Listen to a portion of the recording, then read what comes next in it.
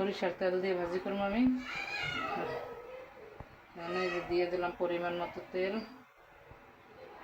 তারপরে দেব কাঁচামরিচ আর এই পেঁয়াজ।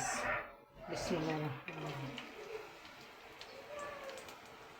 তার মধ্যে দেখাবো পেঁয়াজ করে কাঁচামরিচ আর পেঁয়াজ, আর কিছু না, শুধু এই পেঁয়াজ তেল আর কাঁচামরিচ এই পারবে। ঠিক আছে, হালকা একটু কালারিংয়ের জন্য আমি হালকা একটু হলুদ দেবো, অনেক সময় এই জন্য হালকা একটু হলুদ দিয়ে দিলাম। দিয়ে দিলাম স্বাদ মতো লবণ। আলুটা দিয়ে দিলাম প্রথমে। করলার পেঁয়াজ লাল করতে হয় না, ঠিক আছে। দিয়ে দিলাম করলাটা, করলা ঠিক আছে। 10 মিনিট পর উঠাইলাম। দেখো কোনো পানির প্রয়োজন নাই, করলা ভাজতে আসলে কোনো পানির দরকার হয় না। এই যে এখন এটা লাড়া দিয়ে দিলাম। এই যে এবার হয়ে গেছে করলা, হয়ে গেছে স্বাদের করলা ভাজি।